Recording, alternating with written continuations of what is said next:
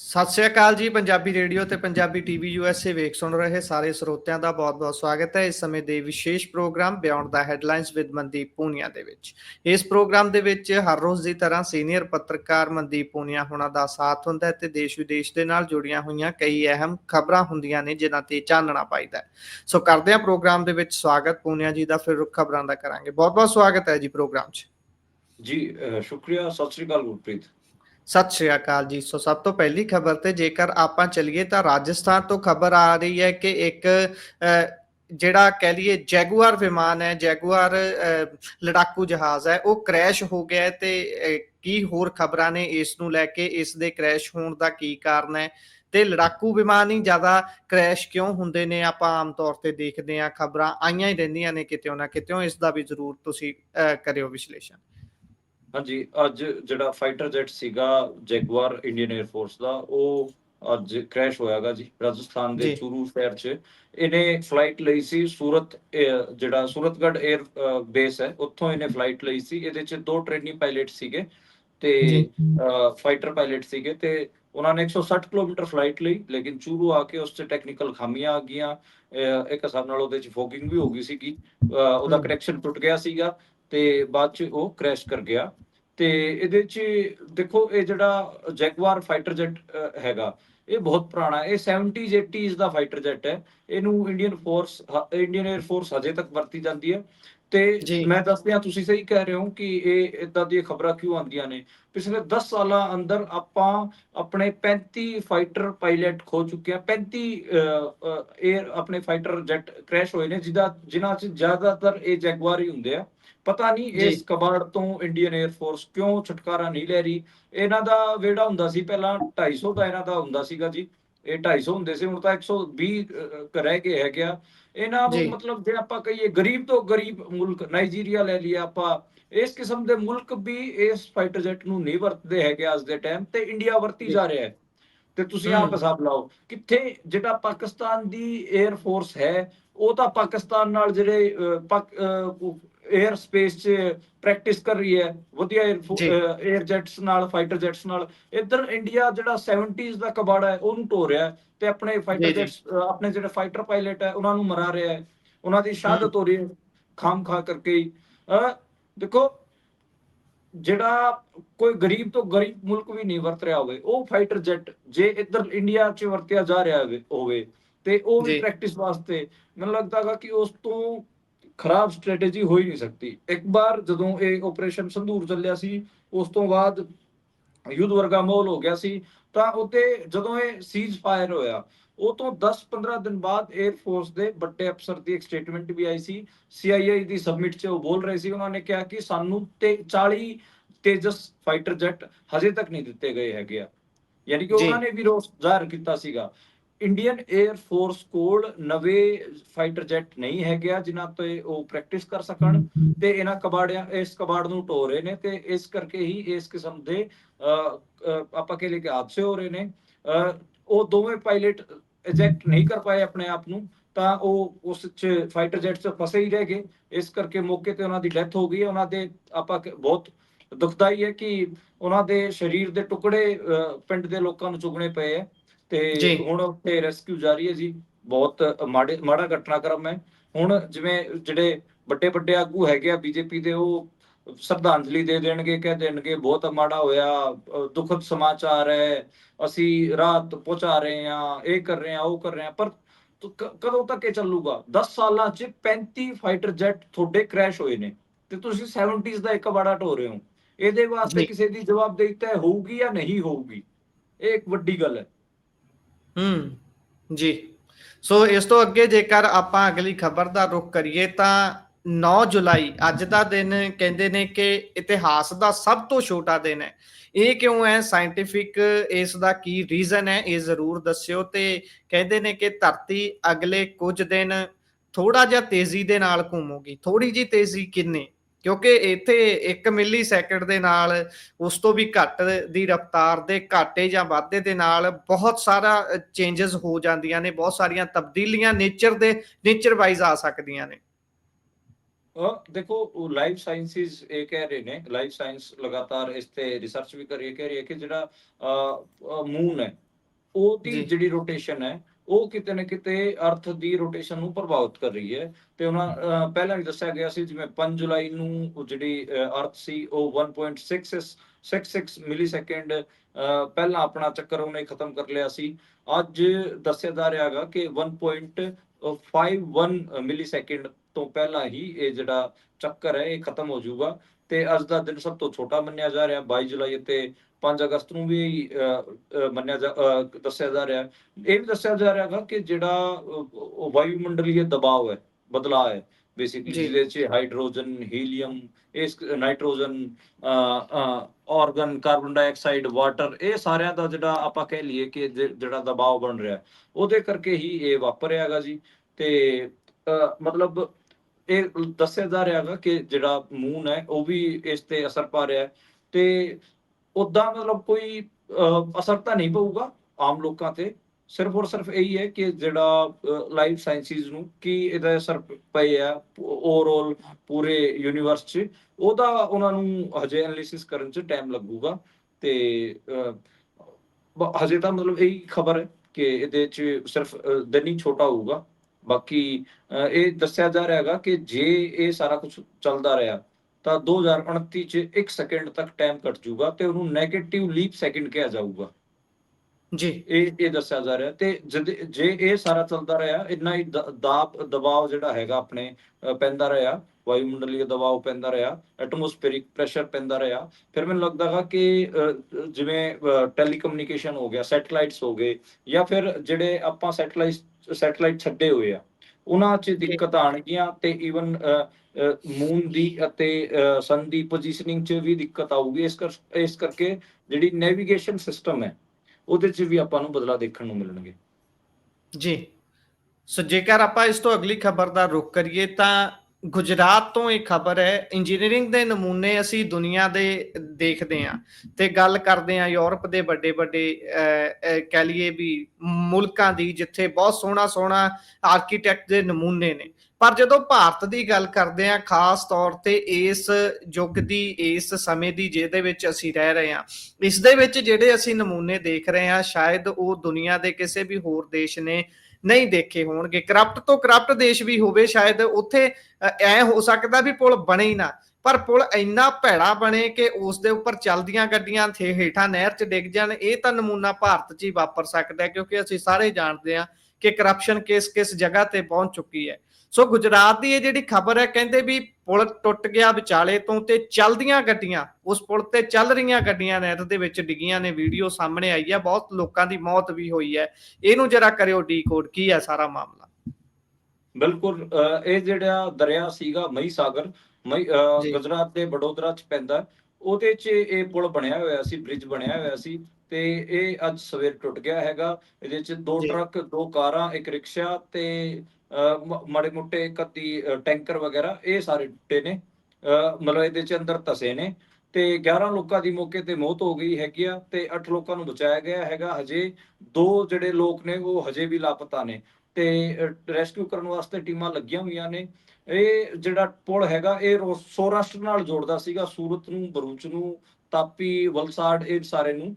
ਤੇ ਇਸ ਤੇ ਨਰਿੰਦਰ ਮੋਦੀ ਨੇ 2 ਲੱਖ ਰੁਪਇਆ ਮਰਨ ਵਾਲਿਆਂ ਵਾਸਤੇ, ਜਿਨ੍ਹਾਂ ਦੀ ਮੌਤ ਹੋਈ ਹੈ ਉਹਨਾਂ ਵਾਸਤੇ ਅਨਾਉਂਸ ਕੀਤਾ, ਤੇ ਜਿਹੜੇ ਇੰਜਰਡ ਹੋਏ ਉਹਨਾਂ ਨੂੰ 50,000 ਰੁਪਏ ਦੇਣ ਦੀ ਘੋਸ਼ਣਾ ਕੀਤੀ ਗਈ ਹੈਗੀ ਆ। ਵਿਚਾਲੋਂ ਇਹ ਪੁਲ ਟੁੱਟ ਗਿਆ ਹੈਗਾ। ਵਿਜ਼ੂਅਲਸ ਆਪਾਂ ਦੇਖ ਹੀ ਰਹੇ ਸੀ ਕਿ ਦਰਿਆ ਦੇ ਅੰਦਰ ਕਿਵੇਂ ਜਿਹੜੇ ਕਾਰ ਅਤੇ ਟਰੱਕ ਡਿੱਗੇ ਹੋਏ ਸੀ, ਉਹਨਾਂ ਨੂੰ ਰੈਸਕਿਊ ਕੀਤਾ ਜਾ ਰਿਹਾ ਹੈ। ਬਿਹਾਰ ਵੀ ਇਸ ਮਾਮਲੇ 'ਚ ਖਾਸਾ ਬਦਨਾਮ ਹੈਗਾ ਜੀ। ਬਿਹਾਰ 'ਚ ਆਪਾਂ ਦੇਖਿਆ ਸੀ ਪਿਛਲੇ ਸਾਲ 6 ਪੁਲ ਬਹਿ ਗਏ ਸੀਗੇ ਦਰਿਆਵਾਂ ਤੇ, ਨਹਿਰਾਂ ਤੇ। ਤੇ ਪੰਜਾਬ 'ਚ ਵੀ ਆਪਾਂ ਦੇਖਦੇ ਹਾਂ ਬਹੁਤ ਸਾਰੀਆਂ ਸੜਕਾਂ ਬਹਿ ਜਾਂਦੀਆਂ ਨੇ। ਹੁਣ ਮੈਂ ਅੱਜ ਰੋਪੜ ਤੋਂ ਮੋਹਾਲੀ ਆ ਰਿਹਾ ਸੀ, ਮੈਂ ਦੇਖ ਰਿਹਾ ਸੀ ਸਾਰਾ ਨੈਸ਼ਨਲ ਹਾਈਵੇ ਬੈਠਾ ਹੋਇਆ ਸੀਗਾ। ਉਹ ਮੈਂ ਸਮਝ ਆ ਰਿਹਾ ਸੀ ਮੀਂਹ ਪਿਆ, ਮੀਂਹ ਕਰਕੇ ਉਹਦੀ ਸਾਈਡਾਂ ਤੋਂ ਉਹ ਥੱਲੇ ਬਹਿ ਗਿਆ ਸੀਗਾ, ਧਸ ਗਿਆ ਸੀਗਾ। ਉਹ ਵੀ ਆਪਾਂ ਧਸਾਣ ਵੀ ਅੱਜ ਦੇਖੀ ਆ। ਤਾਂ ਮਤਲਬ ਇਹ ਦਿੱਕਤ ਹੈ ਇੰਡੀਆ 'ਚ ਜਿਹੜੀ ਆਪਾਂ ਕਹਿ ਲਓ ਕਿ ਜਿਸ ਕਿਸਮ ਦਾ ਸਟਰਕਚਰ ਬਣਾਏ ਜਾਂਦੇ ਨੇ ਉਹ ਦਿੱਕਤ ਹੈ। ਹੁਣ ਜਿਵੇਂ ਇੱਕ ਮੌਨਸੂਨ ਵੀ ਬਹੁਤ ਜ਼ਿਆਦਾ ਇਸ ਵਾਰ ਆਪਾਂ ਨੂੰ ਦੇਖਣ ਨੂੰ ਮਿਲ ਰਿਹਾ। ਜਿਵੇਂ ਅਯੋਧਿਆ 'ਚ ਹੜ੍ਹ ਆਇਆ ਹੋਇਆ ਗਾ, ਮਤਲਬ ਉੱਥੇ ਕਸ਼ਤੀਆਂ, ਜਿਹੜੇ ਜਿੱਥੇ ਰਾਮ ਮੰਦਿਰ ਇਹਨਾਂ ਨੇ ਬਣਾਇਆ ਉੱਥੇ ਇੱਕ ਪਹਿਲੀ ਬਾਰਿਸ਼ ਕਰਕੇ ਹੀ ਉੱਥੇ ਹੜ੍ਹ ਆ ਗਿਆ। ਉੱਥੇ ਜੀ ਸੀਰੇਜ ਜੀ ਕਮ ਨਹੀਂ ਕਰ ਰਿਹਾ। ਤੇ ਉੱਥੇ ਲੋਕ ਡੁੱਬੇ ਹੋਏ ਨੇ। ਵਾਰਾਣਸੀ 'ਚ ਵੀ ਹੜ੍ਹ ਆਇਆ ਹੋਇਆ ਗਾ, ਉੱਥੇ ਵੀ ਲੋਕ ਦਿੱਕਤਾਂ 'ਚ ਹੈਗੇ ਆ। ਜੀ ਪ੍ਰਯਾਗਰਾਜ ਦੇ ਵਿੱਚ, ਇਲਾਹਾਬਾਦ ਜਿਹਨੂੰ ਕਹਿੰਦੇ ਆ, ਇਲਾਹਾਬਾਦ ਦੇ ਵਿੱਚ 4 ਲੋਕਾਂ ਦੀ ਡੈਥ ਹੋ ਗਈ ਹੈਗੀ ਆ। ਉੱਤਰਾਖੰਡ 'ਚ ਜੀ ਵੀ ਬਾਦਲ ਫਟਿਆ ਗਾ। ਜੀ ਨਰਮਦਾ ਨਦੀ ਹੈ ਜਿਹੜੀ ਮੱਧ ਪ੍ਰਦੇਸ਼ ਦੀ, ਉਸ 'ਚ ਬਾੜ ਆਈ ਹੋਈ ਹੈ। ਜੀ ਤੇ ਮਹਾਰਾਸ਼ਟਰ ਦਾ ਜਿਹੜਾ ਨਾਗਪੁਰ ਦਾ ਰੀਜਨ, ਉੱਥੇ ਹੜ੍ਹ ਆਇਆ ਹੋਇਆ ਗਾ। ਤੇ ਜੀ ਇਹ ਲਗਾਤਾਰ ਆਪਾਂ ਦੇਖ ਰਹੇ ਹਾਂ ਕਿ ਹਰ ਸੂਬੇ ਦੇ ਵਿੱਚ ਜਿਹੜਾ ਮੌਨਸੂਨ ਦੀ ਤਬਾਹੀ ਦੇਖ ਰਹੇ ਹਾਂ। ਸ਼ਹਿਰ ਆਪਣੇ ਇੱਕ ਇੱਕ ਮੀਂਹ ਵੀ ਨਹੀਂ ਚੱਲ ਪਾ ਰਹੇ। ਜੀ ਸੀਵੇਜ ਸਿਸਟਮ ਬਹੁਤ ਮਾੜੀ ਹੈ। ਤੇ ਝਾਰਖੰਡ ਦੇ ਵਿੱਚ ਮੈਂ ਇੱਕ ਸੜਕ ਦੇਖ ਰਿਹਾ ਸੀ, ਉਹਦੇ 'ਚ 30-30 ਫੁੱਟ ਦੇ ਟੋਏ ਹੋ ਗਏ ਸੜਕ ਦੇ ਅੰਦਰ। ਜੀ 30 ਐਡਾ ਫੁੱਟ ਬੁਰਾ ਹਾਲ ਹੈ। ਹਾਵੜਾ, ਜਿਵੇਂ ਪੱਛਮ ਬੰਗਾਲ ਹੈ, ਕਲਕੱਤੇ 'ਚ ਜੀ ਹੜ੍ਹ ਆਇਆ ਹੋਇਆ ਗਾ। ਮਤਲਬ ਤੁਸੀਂ ਹੂੰ ਕਿਹੜਾ ਵੱਡਾ ਸ਼ਹਿਰ ਦੇਖੋਗੇ ਕਿ ਜਿੱਥੇ ਹੜ੍ਹ ਨਾ ਆਇਆ ਹੋਵੇ। ਸਾਰੇ ਜੀ ਕਿਤੇ ਆਪਾਂ ਬੁਰਾ ਹਾਲ ਦੇਖ ਰਹੇ ਹਾਂ। ਇੱਕ ਮੀਂਹ ਪਿਆ ਤੇ ਗੜਬੜ ਹੋ ਗਈ ਸਾਰੀ। ਜਿਹੜੀ ਜੀ ਨਦੀਆਂ ਦੀ ਗੱਲ ਕਰ ਲਈਏ, ਆਪਾਂ ਹੁਗਲੀ ਦੀ ਗੱਲ ਕਰ ਲਈਏ, ਗੰਗਾ ਦੀ, ਜਮਨਾ ਦੀ, ਉਧਰ ਵਰਦਾ ਨਦੀ ਦੀ, ਸਾਰੀ ਅਫਾਨ ਤੇ, ਨਰਮਦਾ ਨਦੀ, ਸਾਰੀ ਅਫਾਨ ਤੇ ਚੱਲ ਰਹੀਆਂ ਨੇ। ਜੀ ਸੋ ਜੇਕਰ ਆਪਾਂ ਇਸ ਤੋਂ ਅਗਲੀ ਖਬਰ ਦਾ ਰੁਖ ਕਰੀਏ ਤਾਂ ਵੋਟਰ ਵੈਰੀਫਿਕੇਸ਼ਨ ਨੂੰ ਲੈ ਕੇ ਬਿਹਾਰ ਦੇ ਵਿੱਚ ਮਹਾਗਠਬੰਧਨ ਦਾ ਬੰਦ ਸੀ ਤੇ 7 ਜਗ੍ਹਾ ਤੇ 7 ਸ਼ਹਿਰਾਂ ਦੇ ਵਿੱਚ ਟ੍ਰੇਨਾਂ ਰੋਕੀਆਂ ਗਈਆਂ ਤੇ ਹੋਰ ਬਹੁਤ ਸਾਰਾ ਕੁਝ ਕੀਤਾ ਗਿਆ। ਪਾਇਓ ਜਰਾ ਸਾਰੀ ਕਹਾਣੀ ਤੇ ਚਾਨਣਾ। ਬਿਲਕੁਲ, ਬਿਹਾਰ ਦੇ ਵਿੱਚ ਵੋਟਰ ਵੈਰੀਫਿਕੇਸ਼ਨ ਇੱਕ ਵੱਡਾ ਇਸ਼ੂ ਬਣਿਆ ਹੋਇਆ ਹੈਗਾ। ਚੋਣ ਆਯੋਗ ਨੇ ਫੈਸਲਾ ਲਿਆ ਸੀਗਾ ਕਿ ਅਸੀਂ ਰਿਵਾਈਜ਼ਡ ਵੋਟਰ ਲਿਸਟ ਕੱਢਾਂਗੇ, ਜਿਹਦੇ 'ਚ ਅਸੀਂ ਬਿਹਾਰ ਦੇ ਏਦਾਂ ਦੇ ਵੋਟਰਾਂ ਦੇ ਨਾਂ ਸੂਚੀ ਤੋਂ ਕੱਟਾਂਗੇ ਜਿਨ੍ਹਾਂ ਕੋਲ ਡਾਕੂਮੈਂਟ ਨਹੀਂ ਹੈਗੇ। ਹੁਣ ਆਪਾਂ ਨੂੰ ਪਤਾ ਕਿ ਜੀ ਗਰੀਬ ਲੋਕਾਂ ਕੋਲ, ਖਾਸ ਕਰ ਮਾਈਨੋਰਟੀਜ਼ ਨੂੰ ਕਿਤੇ ਨਾ ਕਿਤੇ ਟਾਰਗੇਟ ਕੀਤਾ ਜਾ ਰਿਹਾ, ਗਰੀਬ ਮੁਸਲਮਾਨਾਂ ਨੂੰ ਟਾਰਗੇਟ ਕੀਤਾ ਜਾ ਰਿਹਾ ਹੈ। ਉਹਦੇ ਉਲਟ ਤੇ ਆਪਾਂ ਨੂੰ ਪਤਾ ਕਿ ਮੁਸਲਿਮ ਮਾਈਨੋਰਿਟੀ ਬਿਹਾਰ ਦੇ ਵਿੱਚ ਲਾਲੂ ਯਾਦਵ ਹੋਰਾਂ ਦੀ ਪਾਰਟੀ ਆਰਜੇਡੀ ਨੂੰ ਵੋਟ ਕਰਦੀ ਰਹੀ ਹੈ। ਤੇ ਇਸੇ ਜੀ ਜੀ ਕਰਕੇ ਜਿਹੜਾ ਲਾਲੂ ਯਾਦਵ ਦਾ ਮੁੰਡਾ ਤੇਜਸਵੀ ਯਾਦਵ, ਉਹ ਖਾਸਾ ਐਕਟਿਵ ਦਿਖ ਰਿਹਾ ਇਹਦੇ 'ਚ। ਤੇ ਰਾਹੁਲ ਗਾਂਧੀ ਵੀ ਉਹਨਾਂ ਦੇ ਨਾਲ ਗਏ ਹੈਗੇ, ਉੱਥੇ ਪਹੁੰਚੇ ਸੀਗੇ। ਤੇ ਅੱਜ ਬਹੁਤ ਸਾਰੀਆਂ ਥਾਵਾਂ ਤੇ ਬੰਦ ਕੀਤੇ ਗਏ ਹੈਗੇ ਆ। 7 ਸ਼ਹਿਰਾਂ 'ਚ ਟ੍ਰੇਨਾਂ ਰੋਕੀਆਂ ਗਈਆਂ, 12 ਨੈਸ਼ਨਲ ਹਾਈਵੇ ਜਾਮ ਕੀਤੇ ਗਏ।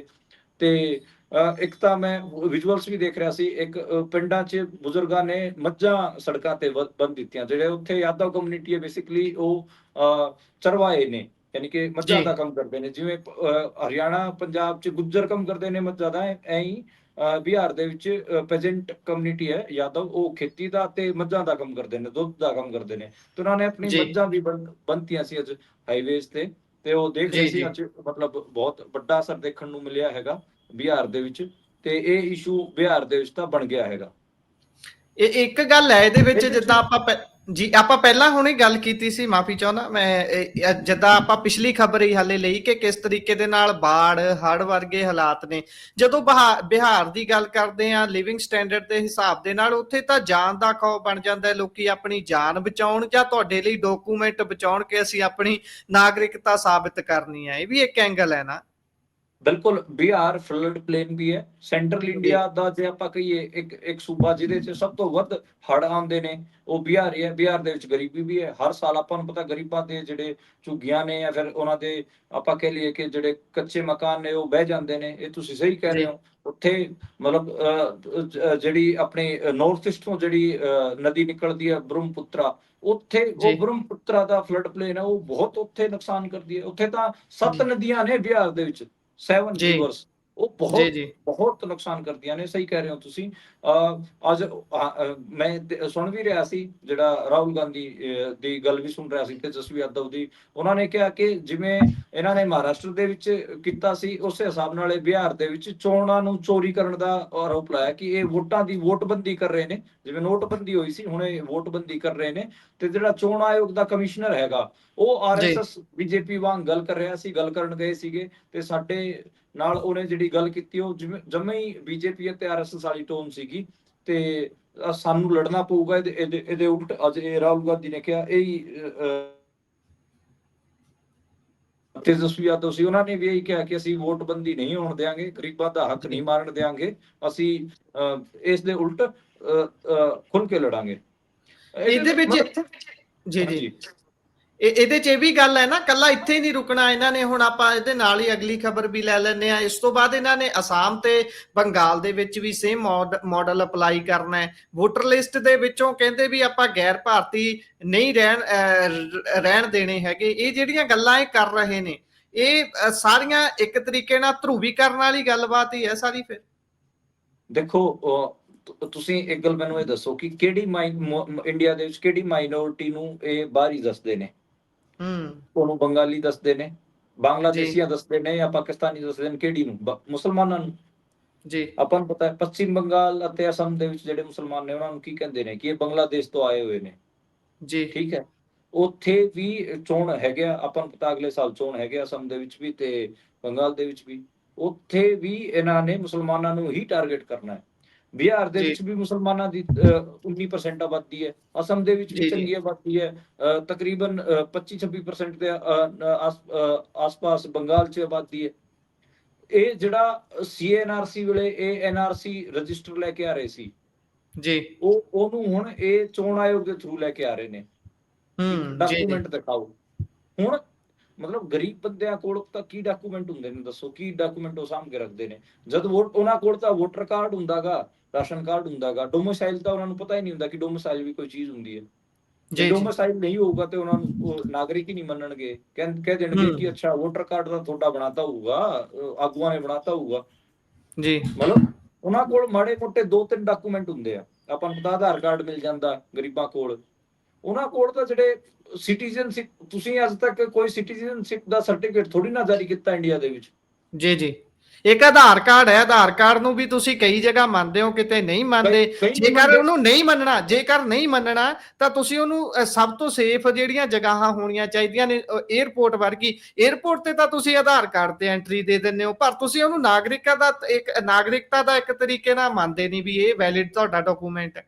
ਬਿਲਕੁਲ ਸਹੀ ਕਹਿ ਰਹੇ ਹੋ। ਅਸਮ ਦੇ ਵਿੱਚ ਜਦੋਂ ਸੀਐਨਆਰਸੀ ਦੌਰਾਨ ਇਹਨਾਂ ਨੇ ਡਿਟੈਂਸ਼ਨ ਸੈਂਟਰ 'ਚ ਮੁਸਲਮਾਨ ਭੇਜੇ ਸੀਗੇ, ਉਹਨਾਂ ਸਾਰਿਆਂ ਦੇ ਆਧਾਰ ਕਾਰਡ ਬਣੇ ਹੋਏ ਸੀ। ਬਾਵਜੂਦ ਇਸ ਦੇ ਉਹਨਾਂ ਨੂੰ ਬੰਗਲਾਦੇਸ਼ੀ ਕਹਿ ਕੇ ਡਿਟੈਂਸ਼ਨ ਸੈਂਟਰਾਂ 'ਚ, ਜਿਵੇਂ ਹਿਟਲਰ ਨੇ ਜਰਮਨੀ 'ਚ ਬਣਾਏ ਸੀ ਨਾ, ਉਸ ਕਿਸਮ ਦੇ ਡਿਟੈਂਸ਼ਨ ਸੈਂਟਰ ਇਹਨਾਂ ਨੇ ਅਸਮ 'ਚ ਬਣਾ ਰੱਖੇ ਨੇ। ਅਸਮ ਦੇ ਡਿਟੈਂਸ਼ਨ ਸੈਂਟਰਾਂ 'ਚ ਭੇਜੇ ਗਏ ਹੋ। ਆਪਾਂ ਕਿੰਨੀਆਂ ਖਬਰਾਂ ਹਰ ਰੋਜ਼ ਪੜ੍ਹਦੇ ਹਾਂ ਕਿ ਜਿਹੜੇ ਅਸਮ ਦੇ ਵਿੱਚ ਮੁਸਲਮਾਨ ਸੀ ਉਹਨਾਂ ਨੂੰ ਬੰਗਲਾਦੇਸ਼ ਬਾਰਡਰ ਤੋਂ ਭਜਾ ਦਿੱਤਾ ਗਿਆ, ਉੱਥੇ ਤੱਕ ਦਿੱਤਾ ਗਿਆ ਹੈਗਾ।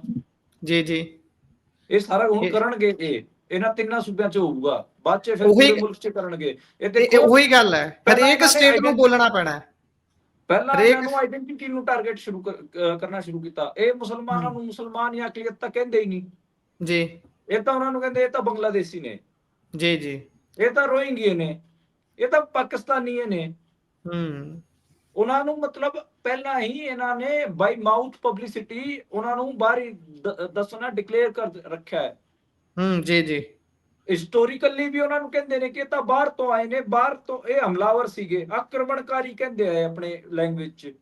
ਜੀ ਤਾਂ ਤੁਸੀਂ ਦੇਖੋ ਹਿਸਟੋਰੀਕਲੀ ਉਹਨਾਂ ਨੂੰ ਆਕਰਮਣਕਾਰੀ ਦੱਸ ਰਹੇ ਨੇ। ਆਪਾਂ ਨੂੰ ਪਤਾ ਹੈ ਕਿ ਇੰਡੀਆ ਦੇ ਵਿੱਚ ਇਸਲਾਮ ਦੀ ਹਿਸਟਰੀ ਤਕਰੀਬਨ 1200-1300 ਸਾਲ, 8ਵੀਂ ਸਦੀ 'ਚ ਇੰਡੀਆ ਦੇ ਵਿੱਚ ਇਸਲਾਮ ਆ ਗਿਆ ਸੀਗਾ।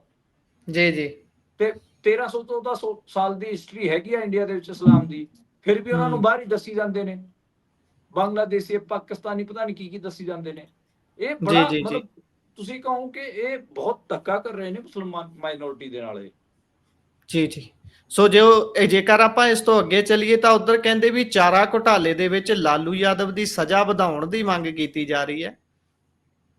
ਦੇਖੋ ਲਾਲੂ ਯਾਦਵ ਏਦਾਂ ਦਾ ਲੀਡਰ ਹੈਗਾ ਜਿਹਦੇ ਖਿਲਾਫ ਆਰਐਸਐਸ ਹਮੇਸ਼ਾ ષੜਯੰਤਰ ਕਰਦੀ ਰਹੂਗੀ। ਉਹਦਾ ਰੀਜ਼ਨ ਇੱਕੋ ਹੈ, ਜਦੋਂ 91 ਦੇ ਵਿੱਚ ਆਡਵਾਣੀ ਹੋਰੀ ਆਪਣੀ ਰਥ ਯਾਤਰਾ ਲੈ ਕੇ ਨਿਕਲੇ ਸੀਗੇ, ਠੀਕ ਹੈ, ਉਦੋਂ ਬਿਹਾਰ ਦੇ ਵਿੱਚ ਲਾਲੂ ਯਾਦਵ ਨੇ ਠੋਕ ਕੇ, ਕਿਉਂਕਿ ਉਸ ਟਾਈਮ ਮੁੱਖ ਮੰਤਰੀ ਸੀਗੇ ਬਿਹਾਰ ਦੇ, ਜੀ ਅਡਵਾਣੀ ਦੀ ਤਾਲ ਠੋਕ ਕੇ ਅਡਵਾਣੀ ਦੀ ਰਥ ਯਾਤਰਾ ਨੂੰ ਰੋਕਿਆ ਸੀਗਾ ਤੇ ਕਿਹਾ ਸੀਗਾ, ਮੈਂ ਸਪੀਚ ਅੱਜ ਵੀ ਯਾਦ ਹੈ ਮੈਨੂੰ, ਮੈਂ ਲਗਾਤਾਰ ਉਹ ਸਪੀਚ ਦੇਖਦਾ ਰਹਿੰਦਾ। ਮੈਂ ਮੰਨਦਾ ਕਿ ਇੰਡੀਆ ਦੇ ਵਿੱਚ ਜੇ ਸੈਕੂਲਰਿਜ਼ਮ ਨੂੰ ਅਪਹੋਲਡ ਕਰਦੇ ਆ ਜੇ ਕੋਈ ਸਪੀਚ ਹੈਗਾ ਤਾਂ ਉਹ ਲਾਲੂ ਯਾਦਵ ਦਾ, ਉਹ ਪਟਨਾ ਦੇ ਗਾਂਧੀ ਮੈਦਾਨ ਤੋਂ ਜਿਹੜਾ ਸਪੀਚ ਦਿੱਤਾ ਗਿਆ ਸੀਗਾ ਉਹ ਹੈਗਾ। ਉਹਦੇ ਚ ਲਾਲੂ यादव कहता है आडवाणी जी ये जो रथ यात्रा लेकर आप निकले हैं जी, ये आपस में भाईचारों को लड़ाएगी, ठीक है, इसको आप बंद कर दीजिए। हमने पहले भी कहा था लेकिन आप नहीं माने तो हमने आपकी रथ यात्रा रोक दी है, ठीक है।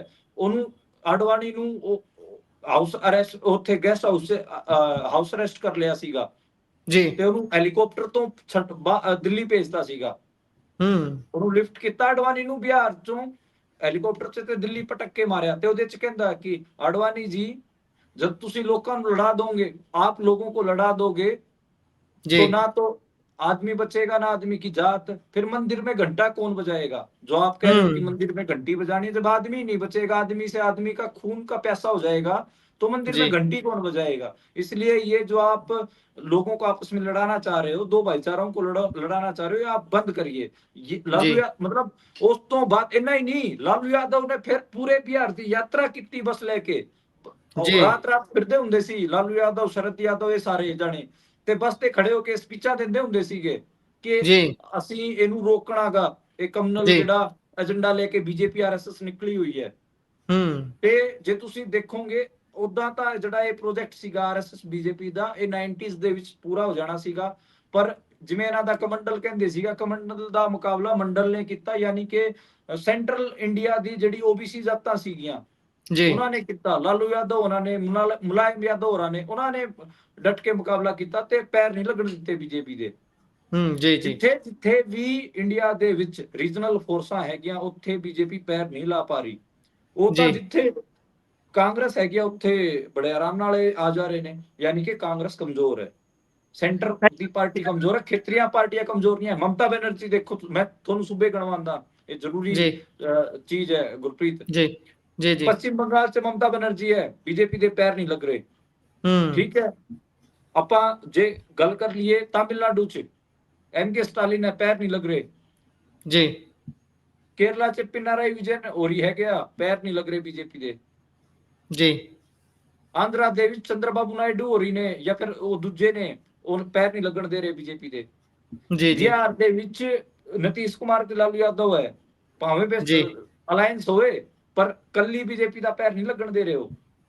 जी जी जी ਹਾਂ, ਉੱਤਰ ਪ੍ਰਦੇਸ਼ 'ਚ ਆਪਾਂ ਦੇਖਿਆ ਕਿਵੇਂ ਅਖਿਲੇਸ਼ ਯਾਦਵ ਨੇ ਪਹਿਲਾਂ ਪੈਰ ਨਹੀਂ ਲੱਗਣ ਦਿੱਤੇ। ਚਲੋ ਠੀਕ ਹੈ ਕਿ ਪਿਛਲੇ ਕੁਝ ਸਾਲਾਂ ਤੋਂ ਸਰਕਾਰ ਹੈਗੀ ਆ, ਪਰ ਇਸ ਲੋਕ ਸਭਾ 'ਚ ਦਿਖਾਤਾ ਅਖਿਲੇਸ਼ ਯਾਦਵ ਨੇ ਆਪਣੀ ਤਾਕਤ। ਸਭ ਤੋਂ ਵੱਡੀ ਪਾਰਟੀ ਬਣ ਕੇ ਉੱਭਰੀ ਹੈ, 37 ਸੀਟਾਂ ਇਕੱਲੀ ਲੈ ਕੇ ਗਈ ਹੈ ਅਖਿਲੇਸ਼ ਯਾਦਵ ਦੀ ਪਾਰਟੀ। ਤੇ जी ਹੁਣ जी ਦੇਖਿਓ जी ਤੁਸੀਂ, ਹਰਾਣਗੇ ਇਹਨਾਂ ਨੂੰ। ਤੇ ਗੁਜਰਾਤ, ਮੱਧ ਪ੍ਰਦੇਸ਼, ਰਾਜਸਥਾਨ, ਜਿੱਥੇ ਕੋਈ ਹੈ ਨਹੀਂ, ਮਤਲਬ ਆਪਾਂ ਕਹ ਲਈਏ ਰੀਜਨਲ ਪਾਰਟੀ ਨਹੀਂ ਹੈ, ਉੱਥੇ ਬੀਜੇਪੀ ਨੇ ਕਲੀਨ ਸਵੀਪ ਕੀਤਾ। 25 ਦੀ 25 ਸੀਟਾਂ ਜਿੱਤੀਆਂ ਨੇ ਮੱਧ ਪ੍ਰਦੇਸ਼ 'ਚ। ਗੁਜਰਾਤ 'ਚ जी जी ਸਾਰੀਆਂ ਸੀਟਾਂ ਜਿੱਤੀਆਂ ਨੇ ਬੀਜੇਪੀ ਨੇ ਲੋਕ ਸਭਾ ਦੀਆਂ। ਰਾਜਸਥਾਨ 'ਚ ਇਸ ਵਾਰ ਕਿਸਾਨ ਅੰਦੋਲਨ ਦਾ ਫਰਕ ਸੀਗਾ, ਜਿੱਥੇ ਜਿੱਥੇ ਜਾਟ ਬੈਲਟ, ਜਿੱਥੇ ਜਿੱਥੇ ਕਿਸਾਨ ਸੀਗੇ, ਜਿੱਥੇ ਜਿੱਥੇ ਆਦਿਵਾਸੀ ਸੀਗੇ, ਉੱਥੇ ਉੱਥੇ ਆ ਰਹੀ ਹੈ। ਬਾਕੀ ਸਾਰਾ ਰਾਜਸਥਾਨ ਕਲੀਨ ਸਵੀਪ ਹੈ। जी जी ਤਾਂ ਮੈਨੂੰ ਲੱਗਦਾ ਵਾ ਕਿ ਇਹ ਜਿਹੜੇ ਖੇਤਰੀਆਂ ਪਾਰਟੀਆਂ ਨੇ, ਇਹਨਾਂ ਦੇ ਮੁੱਦੇ ਜ਼ਿਆਦਾ ਸਟੀਕ ਹੁੰਦੇ ਨੇ, ਇਹ ਹੀ ਰੋਕਣਗੇ ਇਹ ਆਰਐਸਐਸ ਦਾ ਕਮਨਲ ਰਥ ਨੂੰ। ਇਸੇ ਕਰਕੇ ਲਾਲੂ ਯਾਦਵ ਨੂੰ ਹੁਣ ਇਹ ਟਾਰਗੇਟ 'ਚ ਲੈ ਰਹੇ ਨੇ, जी ਟਾਰਗੇਟ ਤੇ ਲੈ ਰਹੇ ਨੇ। ਜੀ ਸੋ ਜੇਕਰ ਅਗਲੀ ਖਬਰ ਤੇ ਚੱਲੀਏ ਤਾਂ ਉਧਰ ਹਿਮਾਚਲ ਦੇ ਵਿੱਚ ਜਿਸ ਕਦਰ ਨੁਕਸਾਨ ਹੋਇਆ ਹੈ ਮੌਸਮ ਦੀ ਕਹਿਰ ਦੇ ਨਾਲ, ਉਸ ਤੋਂ ਬਾਅਦ ਹਿਮਾਚਲ ਦੇ ਸੀਐਮ ਸੁੱਖੂ ਹੁਣਾਂ ਦਾ ਐਲਾਨ ਹੈ ਕਿ ਘਰ ਬਣਾਉਣ ਦੇ ਲਈ 7 ਲੱਖ ਰੁਪਈਆ ਦਿੱਤਾ ਜਾਊਗਾ, ਤੇ ਜੇਕਰ ਕੋਈ ਪਸ਼ੂ ਜਿਵੇਂ ਗਾਂ ਖਰੀਦਣੀ ਹੈ ਤਾਂ 50,000 ਮਿਲੂਗਾ। ਤੇ ਨੱਡਾ ਹੁਣੇ ਵੀ ਕਹਿ ਰਹੇ ਨੇ ਵੀ ਅਸੀਂ ਹਿਮਾਚਲ ਦੇ ਨਾਲ ਆ, ਭਾਰਤ ਸਰਕਾਰ ਉਹਨਾਂ ਦੇ ਨਾਲ ਹੈ। ਕਿ ਸੱਚੀਓ ਨਾਲ ਹੋਣਗੇ? ਤਾਂ ਬਾਕੀ ਇਹਨਾਂ ਦੇ ਐਲਾਨ ਤੇ ਵੀ ਪਾਇਓ ਚਾਨਣਾ, ਕੀ ਸੰਭਵ ਹੈ ਇੰਨੇ ਲੱਖਾਂ ਰੁਪਈਆ ਦੇਣਾ, ਜਾਂ ਇੰਨਾ ਕੁ ਨੁਕਸਾਨ ਹੋਇਆ ਵੀ ਜਿਹੜਾ ਰਿਕਵਰ ਹੋ ਸਕਦਾ? ਦੇਖੋ, ਨੁਕਸਾਨ ਬਹੁਤ ਜ਼ਿਆਦਾ ਹੋਇਆਗਾ। ਪਿਛਲੇ 2023 ਚ ਵੀ ਹੋਇਆ ਸੀ, ਪਿਛਲੇ ਸਾਲ ਵੀ ਹੋਇਆ ਸੀ, ਇਸ ਸਾਲ ਵੀ ਹੋਇਆ। ਮੰਡੀ ਜ਼ਿਲ੍ਹੇ ਚ ਬਹੁਤ ਨੁਕਸਾਨ ਹੈਗਾ, ਜਿੱਥੋਂ ਕੰਗਨਾ ਰਣੌਤ ਹੈਗੀ ਆ। ਜੀ 2 ਸਾਲ ਹੋ ਗਏ ਨੁਕਸਾਨ ਹੁੰਦੇ ਆ, ਇੱਕ ਵਾਰ ਵੀ ਸੈਂਟਰ ਸਰਕਾਰ ਨੇ ਇਹਨੂੰ ਰਾਸ਼ਟਰ ਆਪਦਾ ਨਹੀਂ ਘੋਸ਼ਿਤ ਕੀਤਾ। ਜੀ ਜੀ ਜੇ ਤੁਸੀਂ ਇਹ ਜਿਹੜੇ ਦਰਿਆ ਨੇ, ਇਹਨਾਂ ਨੂੰ ਤੁਸੀਂ ਨੈਸ਼ਨਲ ਰਿਵਰ ਮੰਨਦੇ ਹੋ, ਫਿਰ ਤਾਂ ਨੈਸ਼ਨਲ ਆਪਦਾ ਘੋਸ਼ਿਤ ਕਰੋ। ਹਰ ਵਾਰ ਹਿਮਾਚਲ ਸਰਕਾਰ ਨੂੰ ਕਰਜ਼ਾ ਚੁੱਕ ਕੇ ਆਪਣੇ ਨਾਗਰਿਕਾਂ ਦੇ ਘਰ ਬਣਾਉਣੇ ਪਏ ਹੈ। ਹੁਣ ਵੀ ਸੁੱਖੂ ਦਾ ਆਪਾਂ ਇੱਕ ਗੱਲ ਕਹਿ ਸਕਦੇ ਹਾਂ ਕਿ ਕਮਿਟਡ ਹੈ। ਉਹਨੇ ਕਿਹਾ 7 ਲੱਖ ਰੁਪਇਆ ਦਵਾਂਗਾ ਮੈਂ ਘਰ ਬਣਾਉਣ ਵਾਸਤੇ, ਤੇ ਗਾਂ ਵਾਸਤੇ, ਗਈਆਂ ਵਾਸਤੇ ਮੈਂ 50,000 ਰੁਪਇਆ ਦਵਾਂਗਾ, ਆਪਣੇ ਗਾਂ ਖਰੀਦੋ ਤੁਸੀਂ, ਠੀਕ ਹੈ। ਤੇ ਇਹ ਕਮਿਟਮੈਂਟ ਹੈਗੀ ਆ। ਪਰ ਜੇਪੀ ਨੱਡਾ ਜਿਹੜੇ ਕਿ ਬੀਜੇਪੀ ਦੇ ਨੈਸ਼ਨਲ ਪ੍ਰੈਜ਼ੀਡੈਂਟ ਵੀ ਨੇ ਤੇ ਹਿਮਾਚਲ ਤੋਂ ਹੀ ਆਉਂਦੇ ਨੇ, ਉਹ ਕਿਉਂ ਨਹੀਂ ਨੈਸ਼ਨਲ ਇਹਨੂੰ ਆਪਾਂ ਕਹਿ ਲਈਏ ਕਿ ਡਿਜ਼ਾਸਟਰ ਡਿਕਲੇਅਰ ਕਰ ਰਹੇ? ਜੀ ਰਾਸ਼ਟਰ ਆਪਦਾ ਕਿਉਂ ਨਹੀਂ ਘੋਸ਼ਿਤ ਕਰ ਰਹੇ, ਤਾਂ ਕਿ ਸੈਂਟਰ ਫੰਡ ਭੇਜੇ, 10,000 ਕਰੋੜ ਭੇਜ ਦੇਵੇ, ਸੂਬੇ ਦੀ ਦੁਬਾਰੇ ਮੁਰੰਮਤ ਹੋ ਜੂਗੀ। ਉਹ ਤਾਂ ਕਰ ਨਹੀਂ ਰਹੇ, ਗੱਲਾਂ ਦਾ ਕੜਾ ਬਣਾਈ ਜਾਂਦੇ ਨੇ ਬਹਿ ਕੇ। ਜੀ ਜੀ ਸੋ ਜੇਕਰ ਆਪਾਂ ਇਸ ਤੋਂ ਅਗਲੀ ਖਬਰ ਤੇ ਚੱਲੀਏ ਤਾਂ ਅੱਜ SYL ਦੇ ਮੁੱਦੇ ਦੇ ਉੱਪਰ ਪੰਜਾਬ ਹਰਿਆਣਾ ਦੇ CM ਦੀ ਬੈਠਕ ਹੋਈ ਹੈ। ਇਹ ਬੈਠਕ ਤਕਰੀਬਨ ਬੇਨਤੀਜਾ ਰਹੀ ਹੈ, ਪਰ ਬਾਹਰ ਆ ਕੇ ਕੀ ਕਹਿ ਰਹੇ ਨੇ ਦੋਨੋਂ ਸੂਬਿਆਂ ਦੇ CM? ਦੇਖੋ, ਜੱਫੀਆਂ ਤਾਂ ਐ ਪਾ ਰਹੇ ਸੀ ਜਿਵੇਂ ਵਿਛੜੇ ਯਾਰ ਮਿਲੇ ਹੋਣ, ਰਾਜਾ ਰੈਂਚੋ ਮਿਲੇ ਹੋਣ। ਜੀ ਠੀਕ ਹੈ, ਤੇ ਵਿਕਰਮ ਬੇਤਾਲ ਮਿਲੇ ਹੋਣ, ਇਹ ਜੱਫੀਆਂ ਪਾ ਰਹੇ ਸੀ ਦੋਵੇਂ ਜਾਣੇ। ਜੀ ਤੇ ਨਾਇਬ ਸੈਣੀ ਅਤੇ ਭਗਵੰਤ ਮਾਨ ਦੋਵੇਂ ਐਕਸੀਡੈਂਟਲ CM ਵੀ ਹੈਗੇ ਉਦਾਂ। ਮੈਂ ਤਾਂ ਜੀ ਦੋਵਾਂ ਨੂੰ ਐਕਸੀਡੈਂਟਲ CM ਮੰਨਦਾ। ਤੇ ਜੀ ਜੀ ਇਹਨਾਂ ਆਈਡੀਓਲੋਜੀਕਲ ਡੈਪਥ ਤਾਂ ਹੈ ਨਹੀਂ, ਉਹੀ ਆਪਾਂ ਕਹਿ ਲਈਏ ਕਿ ਗੱਲਾਂ ਮਾਰ ਕੇ ਆ ਗਏ ਹੈ ਕਿ ਦੇਖਦੇ ਹਾਂ ਬਾਕੀ ਕੀ ਹੈ। ਬੀਜੇਪੀ ਸੌਖੇ ਨੰਬਰ ਕੁੱਟ ਗਈ ਸੈਂਟਰ ਦੀ ਸਰਕਾਰ ਮੋਦੀ ਵਾਲੀ, ਕਿ ਦੇਖੋ ਜੀ ਅਸੀਂ ਜੀ ਦੋਵੇਂ ਸੂਬਿਆਂ ਦੀ ਮੀਟਿੰਗ ਕਰਾਤੀ। ਤੇ ਭਗਵੰਤ ਮਾਨ ਕਹਿ ਕੇ ਆਇਆ ਉੱਥੇ ਕਿ ਜੇ ਪੰਜਾਬ ਨੂੰ ਰਾਵੀ ਅਤੇ ਚਨਾਹ ਦਾ ਪਾਣੀ ਮਿਲ ਗਿਆ ਫਿਰ ਅਸੀਂ ਜੀ ਅੱਗੇ ਦੇ ਦਿਆਂਗੇ, ਅਸੀਂ ਇਸ ਵਾਰੀ ਨਹੀਂ ਬਣਨ ਦਿਆਂਗੇ। ਨਾਇਬ ਸੈਣੀ ਇਹ ਕਹਿ ਕੇ ਬਾਹਰ ਆ ਕੇ ਉਹਨੇ ਬਿਆਨ ਦਿੱਤਾ ਕਿ ਹਾਂ ਹਾਂ ਬਹੁਤ ਵਧੀਆ ਮਾਹੌਲ 'ਚ ਮੀਟਿੰਗ ਹੋਈ ਹੈ ਜੀ ਜੀ ਤੇ ਦੋਵੇਂ ਸੂਬਿਆਂ ਦੇ ਵਿੱਚ ਇਹ ਮੁੱਦਾ ਖਤਮ ਹੋ ਜਾਊਗਾ। ਦੇਖੋ, ਇਹ ਜਿਹੜਾ ਫਰੇਮ ਹੋ ਰਹੀ ਹੈ, ਜਿਹੜਾ ਪੂਰਾ ਆਰਗੂਮੈਂਟ, ਇਹ ਗਲਤ ਹੈ। ਹਰਿਆਣਾ ਨੂੰ ਜਮਨਾ ਦਾ ਪਾਣੀ ਮੰਗਣਾ ਚਾਹੀਦਾ, ਕਿਉਂਕਿ ਜਮਨਾ ਦਰਿਆ ਹਰਿਆਣੇ ਚੋਂ ਲੰਘਦਾ ਗਾ, ਇਹ ਕਿਤੇ ਹੋਰ ਹੀ ਜੀ ਫਿਰਦੇ ਨੇ। ਹੁਣ ਆਪਾਂ ਨੂੰ ਇੰਡਸ ਵਾਟਰ ਟ੍ਰੀਟੀ ਦਾ ਵੀ ਪਤਾ ਹੈ, ਰਾਵੀ ਅਤੇ ਚਨਾਹ ਦਾ ਪਾਣੀ ਆਪਾਂ ਨੂੰ ਪਤਾ ਹੈ ਕਿ ਪਾਕਿਸਤਾਨ ਨੂੰ ਜਾਣਾ ਹੈ, ਜੀ ਉਹਨੂੰ ਪੀਣ ਨੂੰ ਫਿਰਦੇ ਨੇ। ਦੇਖ ਲਿਓ ਤੁਸੀਂ, ਹੁਣ ਆਪ ਹਿਸਾਬ ਲਾ ਲਓ ਕਿ ਕਿੰਨੇ ਕੇ ਠੀਕ ਹੈਗੇ ਆ, ਕਿੰਨੇ ਗਲਤ ਹੈਗੇ ਆ। ਮੈਂ ਤਾਂ ਇਹਨਾਂ ਨੂੰ ਗਲਤ ਹੀ ਕਹਾਂਗਾ, ਜਿਹੜੀ ਟੋਨ 'ਚ ਗੱਲ ਕਰ ਰਹੇ ਨੇ, ਇਹ ਮਾੜੀ ਟੋਨ ਹੈ ਇਹਨਾਂ ਦੀ। ਜੀ ਸੋ ਜੇਕਰ ਆਪਾਂ ਇਸ ਤੋਂ ਅੱਗੇ ਚੱਲੀਏ ਤਾਂ ਉਧਰ ਹਰਿਆਣਾ ਦਾ ਇੱਕ ਵਿਅਕਤੀ ਕਹਿੰਦੇ ਕਿ ਆਮ ਆਦਮੀ ਪਾਰਟੀ ਦੇ ਨੇਤਾ ਸਿਸੋਦੀਆ ਹੁਣਾਂ ਦਾ ਫਰਜ਼ੀ PA ਬਣਿਆ ਹੋਇਆ ਸੀ, ਪੁਰਾਣੇ ਨੰਬਰ ਤੋਂ ਸਕੈਮ ਚੱਲ ਰਿਹਾ ਸੀ। ਬਿਲਕੁਲ, ਕ੍ਰਿਸ਼ਨ ਭਾਰਦਵਾਜ ਨਾਂ ਹੈ ਉਹਦਾ। ਹਾਲਾਂਕਿ ਉਹ ਆਮ ਆਦਮੀ ਜੀ ਪਾਰਟੀ 'ਚ ਰਿਹਾ ਹੈ, ਉਹ ਆਪਣੇ ਆਪ ਨੂੰ ਮਨੀਸ਼ ਸਿਸੋਦੀਆ ਦਾ PA ਦੱਸ ਕੇ ਉਹਨੇ ਪੰਜਾਬ ਦੇ ਕਈ ਮੰਤਰੀਆਂ ਤੋਂ, ਅਫਸਰਾਂ ਤੋਂ ਪੈਸੇ ਮੰਗੇ ਹੈਗੇ ਆ। ਹੁਣ ਉਹਨੂੰ ਜੀ ਗ੍ਰਿਫਤਾਰ ਕਰ ਲਿਆ ਗਿਆ ਹੈਗਾ ਤੇ ਅੱਗੇ ਦੇਖਦੇ ਹਾਂ ਬਣਦਾ ਕੀ ਹੈ। ਹਾਲਾਂਕਿ ਦੇਖੋ, ਪੰਜਾਬ ਦੇ ਵਿੱਚ ਮੈਂ ਜਿਵੇਂ ਘੁੰਮ ਰਿਹਾ ਸੀਗਾ, ਤੁਹਾਡੇ ਕੋਲ ਵੀ ਆਇਆ ਸੀ ਮੈਂ ਜਲੰਧਰ, ਜੀ ਜੀ ਆਮ ਲੋਕ ਇਹ ਮੰਨ ਰਹੇ ਨੇ ਕਿ ਜਿਹੜਾ ਕਰਪਸ਼ਨ ਹੈ ਉਹ ਵਧੀ ਹੈ। ਜੀ ਜਿਹੜਾ ਕੰਮ ਪਹਿਲਾਂ ਲੋਕ ਕਹਿ ਰਹੇ ਸੀਗੇ ਕਿ ਜਿਹੜੇ ਸਪੈਟੇ ਜਾਂ ਪੁਲਿਸ ਵਾਲੇ ਜਦੋਂ ਬਾਈਕ ਵਗੈਰਾ ਰੋਕ ਲੈਂਦੇ ਸੀ 200 ਚ ਮੰਨ ਜਾਂਦੇ ਸੀ ਜਾਂ 500 ਜੀ ਰੁਪਏ ਚ ਜੀ ਮੰਨ ਜਾਂਦੇ ਸੀ, ਅੱਜ ਕੱਲ 2-2000 ਰੁਪਇਆ ਮੰਗਦੇ ਨੇ। ਹੂੰ ਥਾਣਿਆਂ 'ਚ ਜਿੱਥੇ 5000 ਰੁਪਏ 'ਚ ਕੰਮ ਹੋ ਜਾਂਦਾ ਸੀ, ਉੱਥੇ 30 40-40000 ਰੁਪਇਆ ਮੰਗੀ ਜਾਂਦੇ ਨੇ ਅਫਸਰ। ਯਾਨੀ ਕਿ ਜੀ ਕਲੈਕਸ਼ਨ ਦਾ ਜਿਹੜਾ ਕਰਪਸ਼ਨ ਹੈ, ਭ੍ਰਿਸ਼ਟਾਚਾਰ, ਉਹ ਤਾਂ ਵਧਿਆ ਪੰਜਾਬ 'ਚ। ਜੀ ਭ੍ਰਿਸ਼ਟਾਚਾਰ ਦੇ ਉਲਟ ਲੜਨ ਨਾਲ ਬਣੀ ਪਾਰਟੀ ਅੱਜ ਖੁਦ ਭ੍ਰਿਸ਼ਟਾਚਾਰ 'ਚ ਲਿਪਤ ਹੁੰਦੀ ਮੈਨੂੰ ਤਾਂ ਦਿਖਦੀ ਹੈਗੀ ਆ। ਤੇ ਚਲੋ ਜੀ ਠੀਕ ਹੈ, ਫੜ ਲਿਆ। ਤੇ ਇਸ ਕਿਸਮ ਦੇ ਦਾ ਪਤਾ ਨਹੀਂ ਪੰਜਾਬ 'ਚ ਕਿੰਨੇ ਫਿਰਦੇ ਨੇ ਜਿਹੜੇ ਕਹਿੰਦੇ ਨੇ ਕਿ ਸਾਨੂੰ ਪੈਸੇ ਦਿਓ, ਅਸੀਂ ਤੁਹਾਡਾ ਕੰਮ ਕਰਾਉਂਦੇ ਆ। ਮੈਨੂੰ ਤਾਂ ਇੱਕ ਪਿੰਡ ਦੇ ਸਰਪੰਚ ਨੇ ਤੁਹਾਡੇ ਉਧਰ ਜਲੰਧਰ ਦੇ ਵਿੱਚ, ਇੱਕ ਪਿੰਡ ਦੇ ਜੀ ਸਰਪੰਚ ਨੇ ਮੈਨੂੰ ਆਡੀਓ ਸੁਣਾਈ ਜੀ ਇੱਕ ਦਲਾਲ ਦੀ। ਜੀ ਉਹ ਜੀ ਕਹਿੰਦਾ, ਭਾਜੀ ਜੇ ਤੁਸੀਂ ਲੱਖ ਰੁਪਇਆ ਨਹੀਂ ਦਿੱਤਾ ਤਾਂ ਤੁਹਾਡੇ ਕੰਮ ਰੁਕ ਜਾਣਗੇ। ਜੀ ਤੁਸੀਂ ਲੱਖ ਰੁਪਇਆ ਦਿਓ, ਖਰਚਾ ਹੁੰਦਾ ਹੈ ਕੰਸਟੀਟੂਐਂਸੀ ਦੇ ਵਿੱਚ। ਜੀ ਜੀ ਤੇ ਦਲਾਲ ਇਹ ਆਪਣੇ ਆਪ ਹਾਲ ਨੇ। ਨੂੰ ਆਮ ਆਦਮੀ ਦਾ ਇੰਚਾਰਜ ਦੱਸ ਰਿਹਾ ਸੀਗਾ। ਹਾਂ, ਦੇਖ ਲਓ ਤੁਸੀਂ, ਆਪ ਹਿਸਾਬ ਲਾ ਲਓ। ਇਹ ਤਾਂ ਹਾਲ ਹੈ। ਇਸ ਤਰੀਕੇ ਨਾਲ ਆਮ ਲੋਕਾਂ ਦੇ ਕੰਮ ਕਰਨ ਦੇ ਸਰਪੰਚ ਲਈ ਵੀ ਨਹੀਂ ਛੱਡੇ ਇਹਨਾਂ ਨੇ, ਕੋਈ ਨਹੀਂ ਛੱਡਿਆ ਬੰਦਾ। ਜੀ ਹੋ ਸਕਦਾ ਹੈ ਉਹ ਸਰਪੰਚ ਵੀ ਕਹਿਣ ਨੂੰ ਇਹਨਾਂ ਦੀ ਪਾਰਟੀ ਨਾਲ ਹੀ ਸੰਬੰਧ ਰੱਖਦਾ ਹੋਵੇ। ਹਾਂ, ਕੁਝ ਵੀ ਉਹਨੇ ਸੁਣਾਇਆ, ਕਹਿੰਦਾ ਯਾਰ ਬਹੁਤ ਬੁਰਾ ਮਾੜਾ ਹਾਲ ਹੈ, ਬਤਾ ਸਾਥੋਂ ਹੀ ਪੈਸੇ ਮੰਗੀ ਜਾਂਦੇ ਨੇ, ਹੁਣ ਅਸੀਂ ਕੀ ਕਰੀਏ। ਜੀ ਸਲੋ ਅੱਗੇ ਚੱਲਦੇ ਆ ਤਾਂ ਪੰਜਾਬ ਦੇ ਵਿੱਚ ਰੋਡਵੇਜ਼ ਤੇ PRTC ਕਰਮਚਾਰੀ ਹੜਤਾਲ ਤੇ ਜਾ ਚੁੱਕੇ ਨੇ। 3 ਦਿਨ ਦੇ ਲਈ ਇਹਨਾਂ ਨੇ ਪੂਰਨ ਤੌਰ ਤੇ ਬੰਦ ਰੱਖਿਆ, ਕਈ ਬੱਸਾਂ ਬੰਦ ਨੇ। ਸੋ ਕੀ ਕਹੋਗੇ ਜੀ ਇਸ ਤੇ? ਬਿਲਕੁਲ, ਇਹ ਹੜਤਾਲ ਚੱਲ ਰਹੀ ਹੈ ਜੀ ਤੇ ਕੱਲ ਰਾਤ ਤੋਂ ਇਹ ਸ਼ੁਰੂ ਹੋ ਗਈ ਸੀਗੀ। ਤੇ ਜੀ ਮਤਲਬ ਹੜਤਾਲ ਖਾਲੀ ਰੋਡਵੇਜ਼ ਆਪਰੇਟਰਾਂ ਦੀ ਨਹੀਂ, ਬੱਸ ਆਪਰੇਟਰਾਂ ਦੀ ਨਹੀਂ ਚੱਲ ਰਹੀ। ਇਹ ਤਾਂ ਹਰਿਆਣੇ 'ਚ ਜੀ ਵੀ ਚੱਲ ਰਹੀ ਹੈ ਤੇ ਹਿਮਾਚਲ 'ਚ ਵੀ ਚੱਲ ਰਹੀ ਹੈ। ਇਹ ਟਰਾਂਸਪੋਰਟ ਵਾਲੇ ਕਰ ਰਹੇ ਨੇ। ਇਹਦੇ ਨਾਲ ਜੀ ਬੈਂਕ ਦੇ ਕਰਮਚਾਰੀ ਵੀ ਹੜਤਾਲ ਤੇ ਗਏ ਹੋਏ ਨੇ।